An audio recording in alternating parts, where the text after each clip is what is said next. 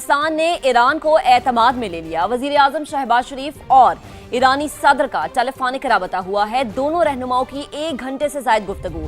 कशीदगी के खात्मे के लिए सफारतकारी पर तबादला ख्याल किया गया। वजीर आजम की ईरान पर इसराइल के मुसलसल हमलों की शदीद मजम्मत। 1900 से ज्यादा कीमती जानों के ज़िया पर गहरे दुख का इजहार किया।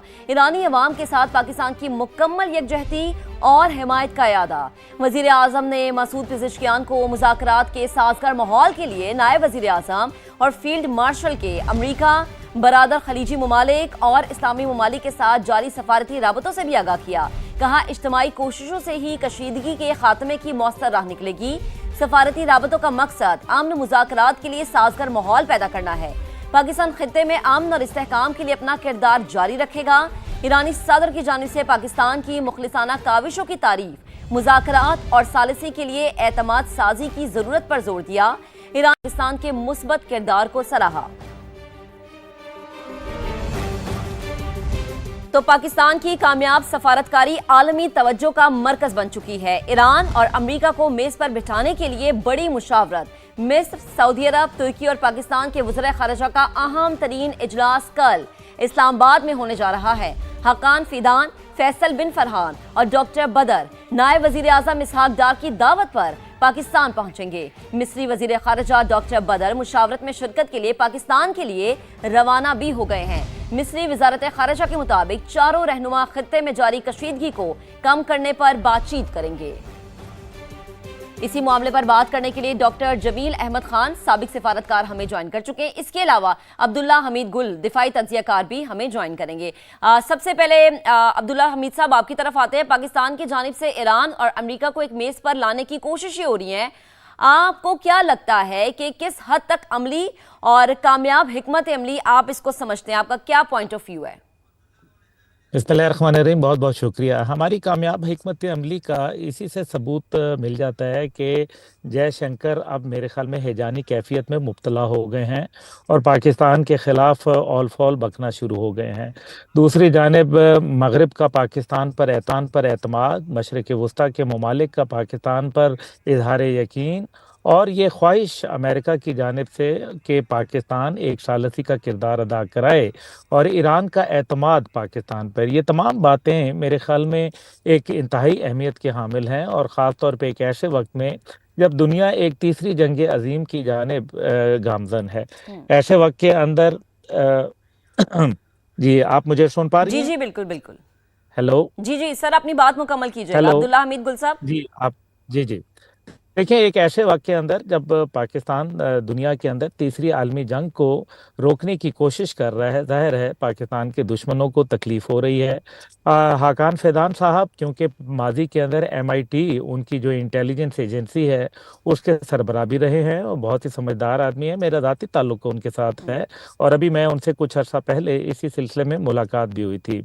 इसी तरीके से डॉक्टर बदर जो मिस्र के वज़ीर ख़ारिजा हैं, एक बहुत ही मेरे ख़्याल में लायक फ़ायक शख्सियत के मालिक हैं और ज़ाहिर है हमारे सऊदी जो भाई हैं वो तो इसमें कोई दूसरी राय नहीं है।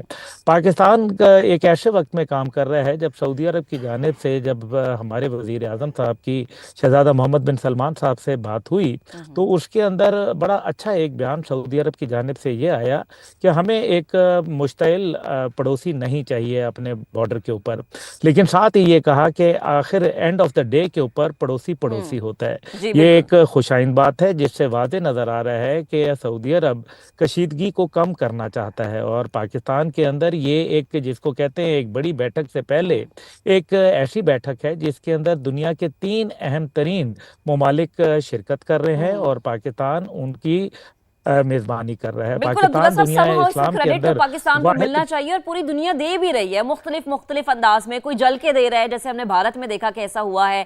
डॉक्टर साहब, आपकी जानिब आती हूँ, फरमाइएगा कि अब 3 अहम ममालिक हैं, मिस्र, सऊदी अरब, तुर्किया।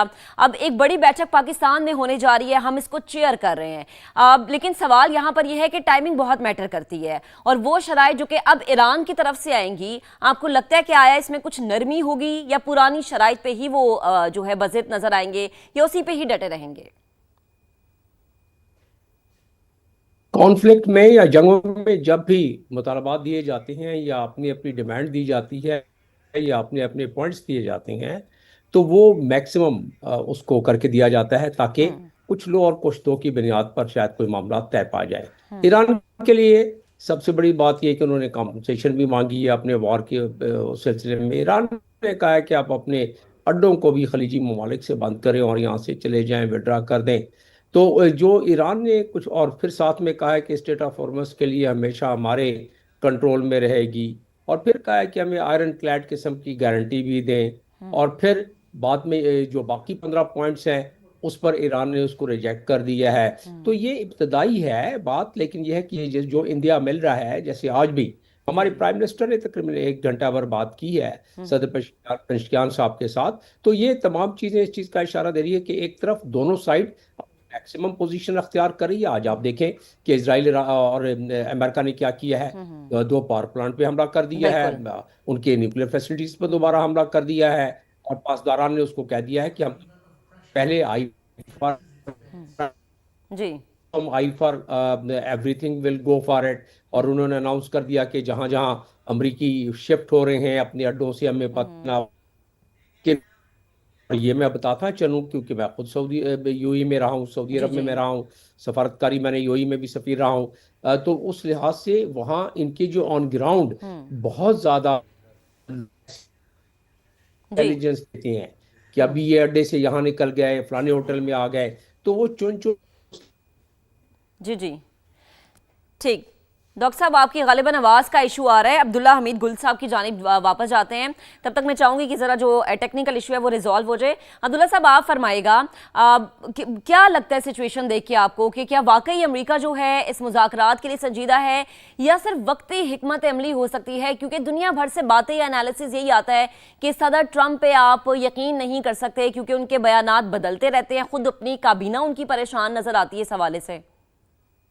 देखें, ये एक अफसोस की बात है कि एक इतने बड़े मुल्क और सुपर पावर के सरबराह के लिए अगर उनके एटीट्यूड्स के ऊपर इस तरह से तज्जिए हों तो जाहिर है फिर इसका मतलब ये है कि वो इंतहाई कहीं कमज़ोरी और गिरावट का शिकार हैं। दूसरी जानिब जो जिस तरीके से बात की जा रही है 82nd एयरबोर्न डिवीज़न की, जिसके अंदर तकरीबन 5,000 मरीन्स को भी लाया जा रहा है, 2,000 ट्रुप्स मौजूद हैं, उनके एविएशन साथ आ रहा है, और यूएसएस सैन डिएगो जो एम्फीबियस मिशंस के लिए तैयार है, और साथ ही साथ जो यूएसएस ट्रिपोली जिसके ऊपर बड़े शिनूक हेलीकॉप्टर मौजूद हैं जो ट्रांसपोर्टेशन करते हैं ट्रुप्स की, और खार के जजीरे के ऊपर हमला करने की बातें हो रही हैं। ये सारी बातें, इससे ये कोई संजीदगी नहीं दिखाई जा रही, क्योंकि अगर आपने जंग को रोकना है तो फिर इसका मतलब है वो तो फौरन रुक सकती है, लेकिन ये 10 दिन का मजीद इसके अंदर गैप देना, इसका मतलब ये है कि आप अपनी तैयारियां करना चाह रहे हैं, आप इसके अंदर कोई अपने मखसूस अहदाफ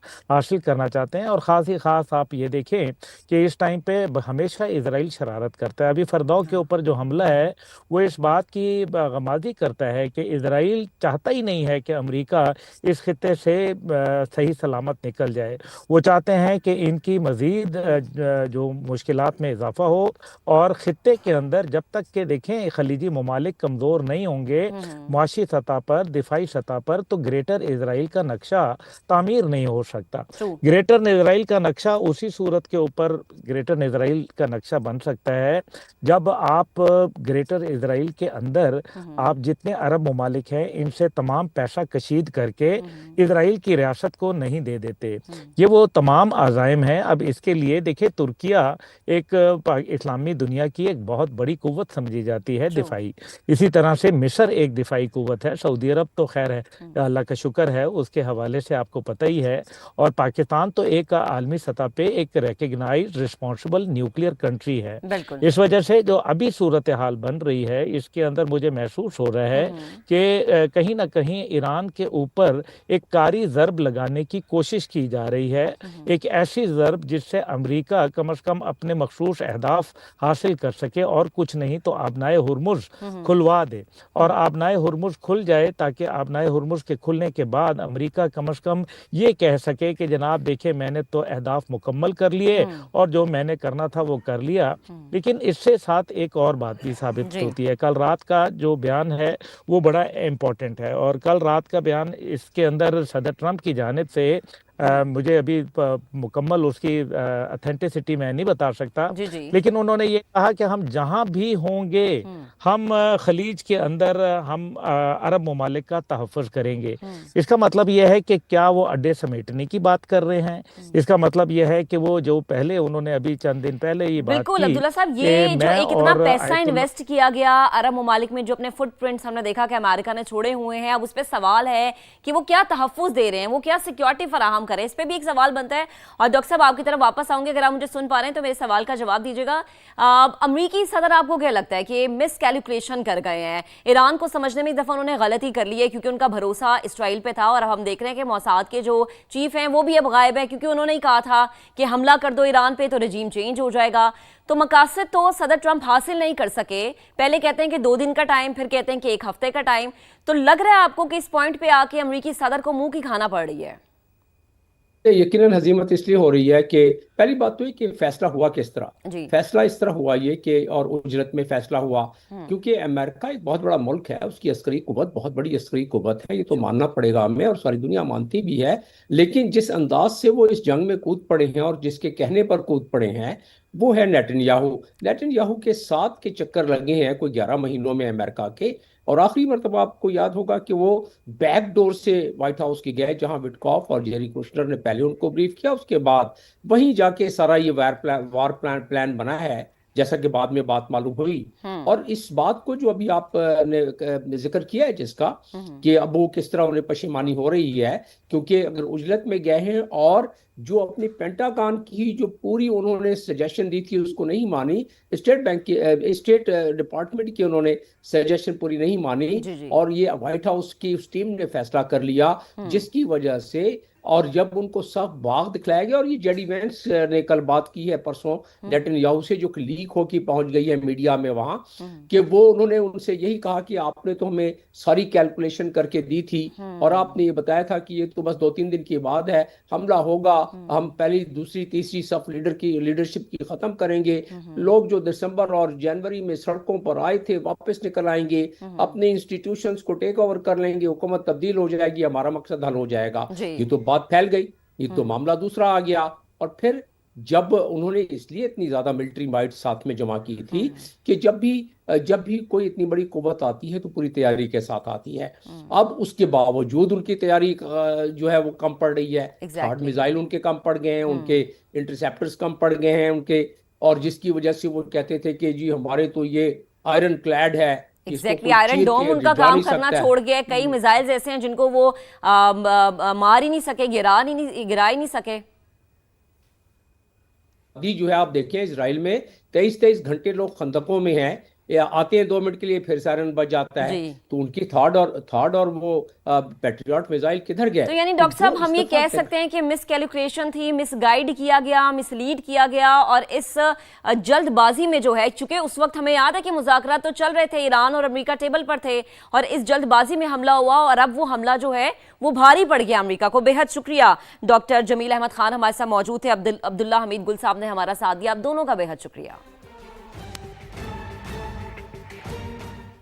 तो ईरान के साथ मुज़ाकरात जारी हैं, नतायज जल्द सामने आएंगे। अमेरिकी सदर डोनाल्ड ट्रंप ने एक बार फिर बातचीत की तस्दीक कर दी है। पाक भारत जंग रोकने का जिक्र करते हुए सदर ट्रंप ने एक बार फिर वजीर आजम शहबाज शरीफ की तारीफ की और उन्हें बेहतरीन इंसान करार दिया। तो आपको अपडेट करें कि ईरान के साथ मुज़ाकरात जारी हैं, जल्द नतायज सामने आएंगे। अमेरिकी सदर डोनाल्ड ट्रंप ने एक बार फिर बातचीत की तस्दीक कर दी है और पाक भारत जंग रोकने का जिक्र करते हुए सदर ट्रंप ने एक बार फिर वजीर आजम शहबाज शरीफ की तारीफ की और उन्हें बेहतरीन इंसान करार दिया। For 47 years, Iran has been known as the bully of the Middle East, but they are not the bully any longer. They're on the run. They don't know what's happening. Remember this. They lied about 3 days ago. I said, yeah, we're negotiating with Israel. We are not negotiating. They're being hit so hard. Anybody. They're begging to make a deal. They said, we're going to send you 8 ships of oil. And then people realized we were actually negotiating. We're negotiating now, and they have to open up the Strait of Hormuz. The Middle East will be transformed, and the future of that region is never I don't think it's ever looked brighter. You couldn't have, we did the Abraham Accords. I hope you're going to be getting into the Abraham Accords finally. Yeah, so will you please go back and explain? It's time now. I stopped 8 wars. I even stopped India and Pakistan. And they were going at it for a week. They had 9 planes already shot. Prime Minister, actually a great guy, the Prime Minister of Pakistan said President Trump saved 30 to 50 million people. और अब अपने मुल्क यानी पाकिस्तान की बात करेंगे और कराची से अहम खबरें शामिल करते हैं रिपोर्टर्स कॉर्नर में, जहां एंकर पर्सन किरण रिजवी और रिपोर्टर रिजवान आलम और मोनस अहमद उनके हमरा मौजूद हैं। उनसे जानेंगे कराची में क्या कुछ चल रहा है। जी किरण। बहुत शुक्रिया। और ईद के बाद कराची से रिपोर्टर कॉर्नर में आपको खुश आमदीद कहेंगे। मैं हूं किरण रिजवी और आज प्रोग्राम में मेरे साथ मौजूद होंगे सीनियर रिपोर्टर जो कि हैं सैयद रिजवान आलम और मोनिस अहमद। तो जनाब, कराची का मौसम बदल रहा है, गर्मी की आमद है, लेकिन गर्मी जब आएगी तब आएगी। अभी ख़बरें बड़ी गर्मा गर्म आना शुरू हो गई हैं क्योंकि अमेरिका और ईरान की जंग की जो हीट है वो शहर क़ायद तक पहुंच चुकी है। फ़्लाइट ऑपरेशन मुतासर हो रहे हैं, बहरी जहाज़ की आमदोरफ्त मुतासर हो रही है, उसके साथ साथ कारोबार ज़िंदगी बड़े शदीद मुतासर हुए हैं, लोग खौफज़दा हैं। और दूसरी तरफ हुकूमत की अगर हम बात करें, सूबाई हुकूमत की, तो वो मुख्तलिफ ऑप्शंस ज़ेर गौर है। स्मार्ट लॉकडाउन का नफाज भी हो सकता है। इन्हीं तमाम तर सूरत हाल पर बात करती हूँ मैं। सबसे पहले रिजवान आपसे बात करूँगी। रिजवान, ये बताएं कि पोर्ट से भी कुछ खबरें आ रही हैं, तवज्जो का मरकज़ रहा है पोर्ट, और ये अमेरिका और ईरान की जंग यहाँ क्या हलचल मचा रही है शहर क़ायद में? वाकई बड़ी सिग्निफिकेंट डेवलपमेंट है। और मैं आपको ये अगर ये कहूँ ना कि इस जंग ने आलमी बहरी तजारत का रुख और विजन ही बदल के रख दिया है तो बिल्कुल गलत नहीं होगा। वह दुनिया में ये जो इस वक्त जहाँ जंग चल रही है उनकी जो पोर्ट्स हैं, फजीरा हो गई, ओमान हो गया, अजमान हो गया, जबल अली हो गया, ये वो पोर्ट्स हैं जो दुनिया में मतलब लाइमलाइट में थी ट्रांसशिपमेंट कार्गो के हवाले से, बहरी तिजारत के हवाले से। इस वक्त ये गैर महफूज और महंगी तरीन हो चुकी हैं। और इसके मुकाबले में पाकिस्तान की कराची की जो पोर्ट है वो हम देख रहे हैं कि आलमी नक्शे पे बहरी तजारत के उभर कर सामने आई है। शिपिंग लाइंस का जो है वो रुख जो है वो कराची की जानिब हो गया है। जहाज़ों की लाइनें लगी हुई हैं, कतारें लगी हुई हैं। अभी जंग के बाद सिर्फ इस 1 महीने में पाकिस्तान की पोर्ट के ऊपर दोनों बंदरगाहों पर 40 जहाज़ आ चुके हैं। अच्छा रिजवान, अगर मैं गलत नहीं समझ रही हूँ तो मतलब ये जो जंगी सूरत हाल है ये पॉजिटिव इम्पैक्ट है हमारे लिए, ये जैसे आप बता रहे हैं? बिल्कुल, देखें हर शर में खैर होती है और इसमें इस जंग ने पाकिस्तान के लिए एक गोल्डन अपॉर्चुनिटी क्रिएट की है। अच्छा। और एक जहाज़ का किराया पता है आपको क्या होता है जब वो पोर्ट पे आके लगता है? नहीं। $50,000 एक जहाज़ का। अच्छा। आप अंदाज़ा लगाएं कि ये ट्रांसशिपमेंट कार्गो के जहाज़ जो तवातिर के साथ इस वक्त पाकिस्तान आ रहे हैं उसमें इतना मतलब बड़ा है कि सिर्फ 3 दिन में, ईद के दिनों में 138 साल की तारीख़ है पोर्ट्स की हमारी। इसमें ईद पे कभी काम नहीं होता था क्योंकि लेबर छुट्टी करती थी। ईद पे भी काम हुआ है। चलें ठीक है रिजवान, मैं भी आपसे मज़ीद भी कुछ बात करूँगी। ज़रा मोनिस, रिजवान ने तो शर में से भी खैर की बात कर दी। आप बताएं, फ़िज़ाई ऑपरेशन भी तो काफ़ी मुतासिर हुआ है ना, तो क्या आदाद-ओ-शुमार हैं आपके पास? कितनी फ्लाइट मनसूख हुई हैं? यहाँ तो ये सूरत हाल जो रिजवान साहब ने बताई है ठीक है, लेकिन यहाँ कोई ब्लेसिंग इन डिस्गाइज पाकिस्तान के लिए नहीं है। जो एविएशन इंडस्ट्री है ना, अगर मैं ये कहूँ कि इस जंगी सूरत हाल में सबसे ज़्यादा मुतासर होने वाला सेक्टर है तो कोई गलत नहीं होगा। इसकी बुनियादी वजह यह है कि एक अंदाजे के मुताबिक खलीजी ममालिक से एयर ट्रैफिक जो है तकरीबन 15% से ज़ायद दुनिया भर का गुजरता है। और यहाँ पे एयर स्पेसेस बंद हैं। तकरीबन 1 माह के दौरान 91,000 दुनिया भर से मशरिक़ वस्ता की जो परवाज़ें हैं वो कैंसिल हुई हैं। और पाकिस्तान के लिए भी बड़ा नेगेटिव इम्पैक्ट आया है। 1 माह के दौरान तकरीबन 2600 से ज़्यादा फ़्लाइट जो हैं वो कैंसिल हो गई हैं। एयर स्पेसेस बंद है ना, तो हो ये रहा है कि जो नॉर्मल रूट्स हैं उसके बजाय लॉन्गर रूट्स की तरफ जाना पड़ रहा है। आपका फ्यूल ज़्यादा लग रहा है, टाइम ज़्यादा लग रहा है। इस सूरत हाल में टिकट्स महंगे हो गए हैं, 10 से 15-20% तक टिकट्स महंगे हो गए हैं। तो लेकिन मोनिस इसका असर तो मुसाफिरों में पड़ेगा ना, मतलब फ़िज़ाई कंपनीज और जो ट्रैवल एजेंसीज हैं उनका कोई नुकसान नहीं हो रहा क्या? देखिए, मुसाफिर तो गैर यकीनी सूरत हाल और अदम तहफ़्फ़ुज़ का शिकार हैं ही, लेकिन अब हो ये रहा है कि एयर स्पेसेस बंद है तो परवाज़ें मनसूख हो रही हैं। जब परवाज़ें मनसूख है तो अल्टीमेट लॉस तो जो एयरलाइंस हैं उनका है, एविएशन इंडस्ट्री का है। और अब तक के जो आदाद व शुमार में बताया जा रहा है कि पाकिस्तान का ही तकरीबन इन दिनों में 20-22 अरब रुपए से ज़ायद का नुकसान हो चुका है। रिजवान, ये बताएं, बज़ाहिर तो पाकिस्तान अब तक जो लग रहा है कि वो एनर्जी सप्लाई बहाल रखने में मतलब कामयाब रहा है, लेकिन अगर सूरत हाल तब्दील हो जाती है तो ये रहेगा, ऐसे बहाल रख पाएगा आगे भी अगर तब्दील हो जाती है? बिल्कुल किरण, देखें इस हवाले से जो हुकूमत की पॉलिसी है वो अब तक कामयाब नज़र आ रही है। अगर हम देखें तो तेल के और एलपीजी के जो है 24 जहाज़ जो है वो पोर्ट कासिम और कराची पोर्ट पर लग चुके हैं सिर्फ एक महीने में। तो पाकिस्तान अपनी ज़रूरत का अप्रैल तक का तेल जो है वो सिक्योर कर चुका है और आगे भी जो है अच्छे माहदे पाकिस्तान कर रहा है। पाकिस्तान ने इस हवाले से बड़ी कामयाब हिकमत अमली अख्तियार की है।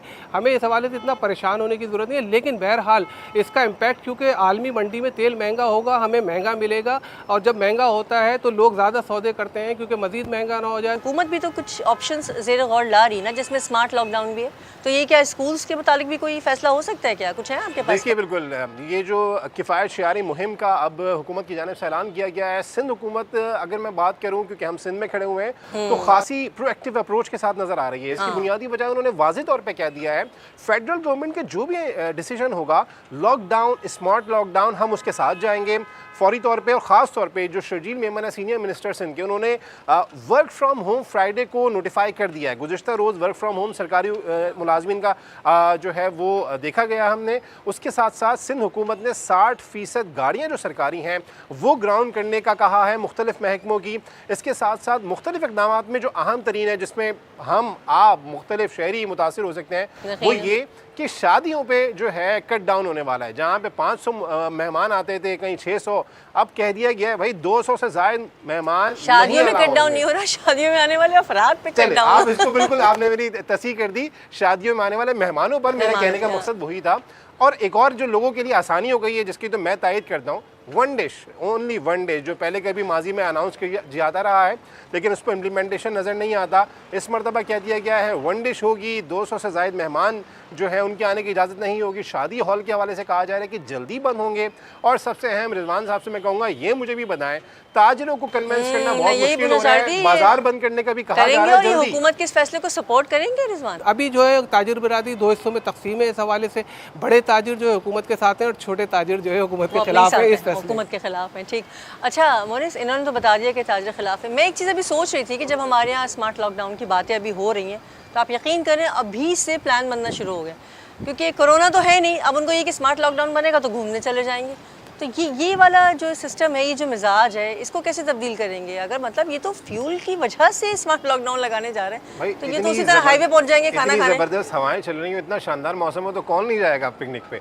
तो ये अज़राए मजाक है। मसला यही है, आपने बिल्कुल सही निशानदेही की। अभी देखिए, पिछले दिनों जिन दिनों ये इत्तला आई थी, या सिर्फ इत्तला नहीं भी आई थी, कन्फर्म अनकन्फर्म चीज़ें थी, पेट्रोल पंप्स पे इतना बेतहाशा रश था, लोगों ने कतार लगा दी, फ्यूल पंप्स बंद हो गए, एक पैनिक सिचुएशन थी। अब गवर्नमेंट ये किफ़ायत शारी मुहिम के तहत इन इक़दामात की तरफ जा रही है, तो न सिर्फ गवर्नमेंट बल्कि बीइंग सिटीज़न हमें भी अपनी जिम्मेदारी का एहसास करना होगा। बिल्कुल, क्योंकि आप देखें पड़ोसी ममालिक में सूरत हाल बड़ी गंभीर है। आप इंडिया की वीडियोस देख रहे हैं, वहाँ पे पंप पे बड़ा बेतहाशा रश है, फ्यूल ख़त्म हो चुका है। फिलिपाइंस में ये सूरत हाल का सामना है।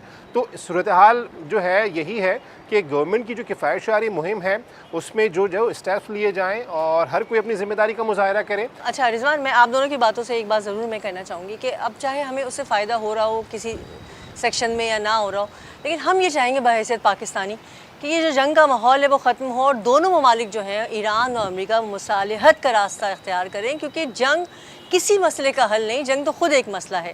अब देखते हैं ये ईरान और अमेरिका की जंग का ऊँट किस करवट बैठता है। ऊँट के लिए एक मिसल मशहूर है कि उसकी कोई कल सीधी नहीं होती। रिपोर्टर्स कॉर्नर में फ़िलहाल इतना ही। Over to studio. बिल्कुल किरण, आपने दुरुस्त फरमाया कि ईरान के खिलाफ अमेरिका और इसराइल की जारिया जारी। ख्वाजिस्तान में इसराइली स्टील प्लांट पर बमबारी, तेहरान में university of science and technology और बुशहर में एटमी पावर प्लांट के करीब बम बरसाए गए। ईरान ने जवाबी हमलों में तल अबीब और खित्ते में अमेरिकी तंसीबात पर मिसाइल दाग दिए। ईरानी फौज के तर्जुमान के मुताबिक दुबई में अमेरिकी फौज के 2 ठिकानों को निशाना बनाया गया, जहां 500 से ज्यादा अमेरिकी फौजी ठहरे हुए थे। दुबई में हमले में यूक्रेन का एयर डिफेंस डिपो भी तबाह। अबू धाबी में मिसाइल का मलबा गिरने से 1 पाकिस्तानी और 5 भारतीय शहरी जख्मी हो गए। सऊदी अरब में प्रिंस सुल्तानिया बेस पर हमले में 12 अमरीकी फौजी जख्मी हुए। 1 ऑयल टैंकर और 1 रडार तैयारा भी तबाह हो गया। कुवैत एयरपोर्ट में रडार सिस्टम तबाह कर दिया गया। ओमान के करीब अमरीकी बहरी जहाज को निशाना बनाया गया। लबनान में इसराइली बमबारी से 5 तिब्बी कारकुन, 4 किसान और 2 सहाफी शहीद हो गए।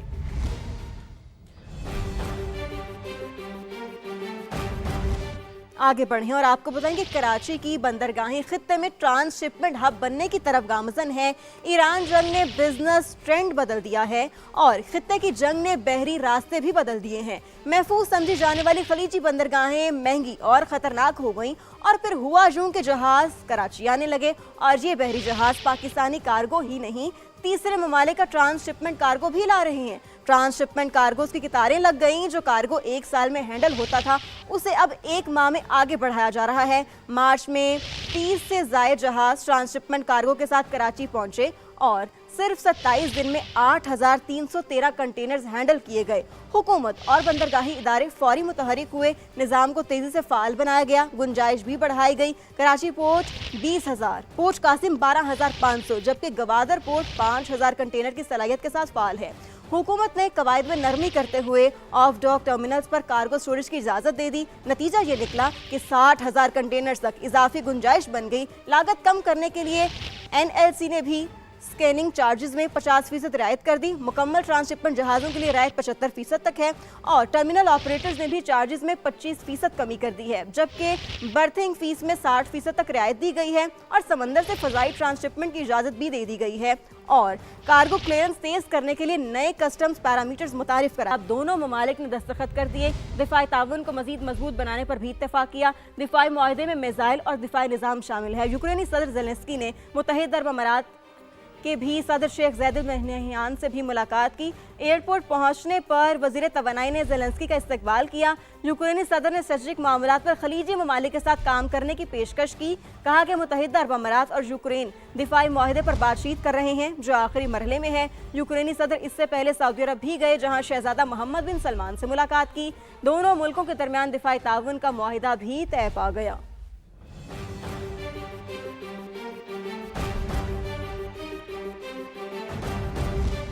एक और अहम खबर, मकबूजा कश्मीर में भी पाकिस्तान की अस्करी क़यादत से मोहब्बत का इजहार। शहरी का we love you field marshal का पोस्टर वीडियो में शहरी को आमपुरा जंगलात हेडक्वार्टर्स के सामने पोस्टर लहराते हुए देखा जा सकता है। पाकिस्तान की सिविल मिलिट्री क़यादत दुनिया भर में तनाज़ात से मुतासरा मजलूम अवाम के लिए उम्मीद की किरण है।